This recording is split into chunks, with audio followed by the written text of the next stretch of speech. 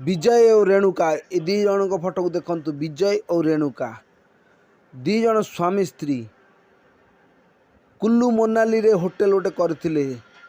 कुल्लू मनाली जानी गोटे सबुठु भल जगह। मनाली रो सबुठु गोटे भल जगह। सेटिकी प्राय समस्ते जाती, दर्शक माने टूरिस्ट माने जाती, कारण सेठी बहुत बढ़िया टूरिस्ट प्लेसटा। सेठी सब बहुत लोक जाती।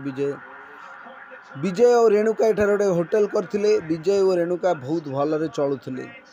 हठात विजय को एक अजଣା रोग हो गला। जिते पैसा चाहिए रेणुका समस्त पैसा लगईदेला, खटईदेला तांको भल करने पाई बहुत चेष्टा कला, किंतु विजय अल्प दिन रे मरीगले। रेणुका एकुटिया रहीगले एवं एत बड़ होटेल को किए केमिति संभाळिबे एकुटिया। स्टाफ मानक पेमेंट बढ़ीगला, बाध्य होई से होटेलटा को बंद करिया को पड़िला। किंतु रेणुका से डिप्रेशन नु बाहरी कहले मत बंचिया पड़ो। एत बड़ होटेलटा को बिकिले किसी लाभ हेनी, कारण होटेल कला बेले बहुत ऋण थिला। तेणु रेणुका निजर मुंड खटई एवं बहु परिश्रम करी मनाली रे होटेलटा को फेर प्रस्तुत कले एवं धीरे धीरे होटेल टी भल चलने को लगिला। होटेल टे ग्राहक मान संख्या बढ़िबारे लगिला, किंतु तथापि पैसार बहुत अभाव थाए, कारण ईएमआई दौथांती।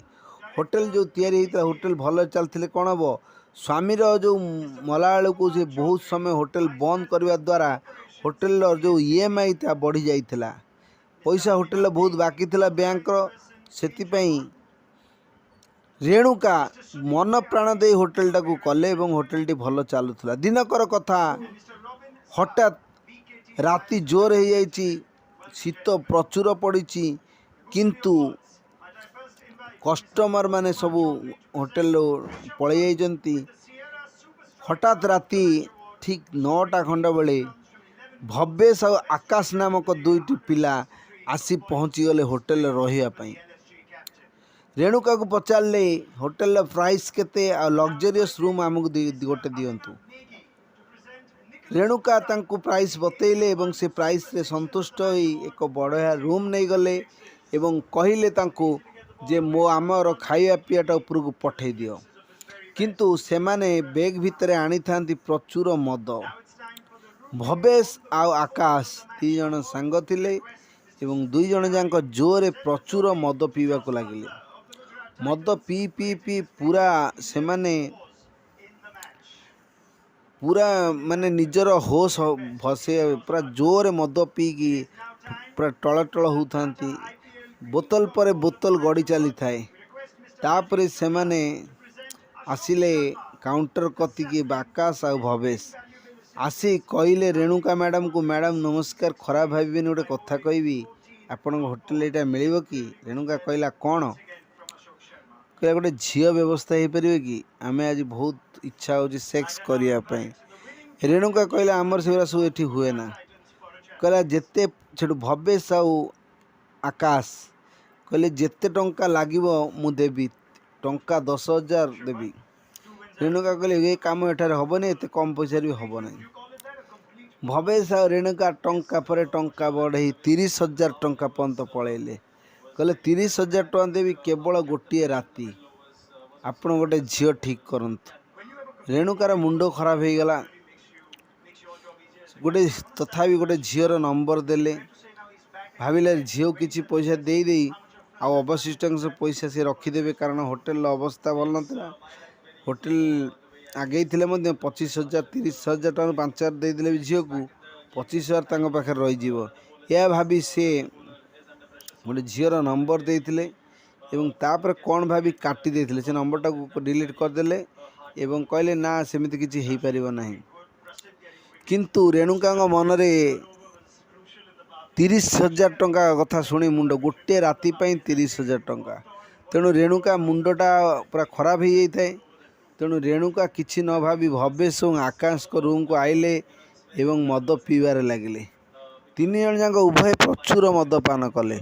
मदपान कर सारापर राकेश और भवेश कहले मैडम 30,000 टंका देवी गोटे झील ठीक कर दिंतु। रेणुका कहला ना मो झील ठीक करदे पारिबी नहीं, किंतु मते 30,000 टंका देले तमे जहाँ चाहब मो सहित कर। आकाश आ भवेश यह शुणी प्रथमे चकित हो जाते, तापर खुशी हो जाते, कारण रेणुका थिले बहुत सुंदरी एवं बहुत मॉडर्न एवं बहुत सुंदरी जीवती।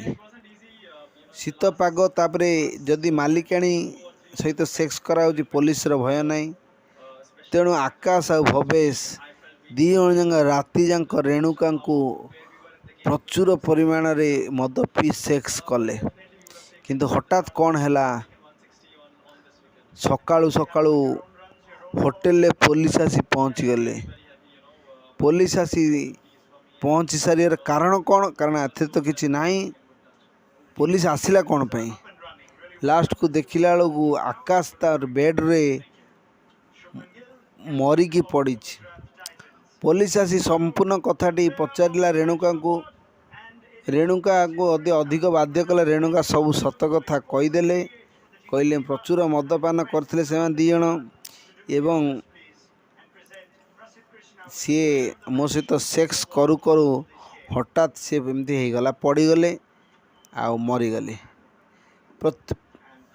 पुलिस सांगे सांगे आकाश लास्ट को पोस्टमार्टम पठेला एवं पोस्टमार्टम रे बाहरिला अत्यधिक भाइग्रा टैबलेट बा सेक्स टैबलेट खाइबा द्वारा आकाश मृत्यु होइछि। भवेश सब सत कथा कहीदेला। तेणु रेणुका को सांगे सांगे पुलिस अरेस्ट करथिले, कारण नाबालक छुआ को, नाबालक नुहे किंतु से छुआ को सेक्स करने अनुमति देते, कारण से तो सेक्स करवा पूरा मना होटेल से रेणुका को पुलिस अरेस्ट करिछि। किंतु वर्तमान रेणुका बेल रे बाहर अछंती, कारण ये सबूरा समस्त स्वेच्छा होता। यहाँ गोटे एक्सीडेंटल मर्डर होगला, एक्सीडेंट ना मृत्यु होती। तेणु पुलिस अदालत को खारज कर किछि मात्रा रे पैसा नहीं छाड़ी देछि, रेणुका निर्दोष भाव में बाहरी। किंतु ये कथाटी चांचल्यकर न्यूज, यह चारिआडे प्रसिद्ध हो गला। यही न्यूज़टा बाहरला पर रेणुका बहुत लज्जित हेले, किंतु तथापि आसी रेणुका होटेल टाक फेर एवं चलाउछंती।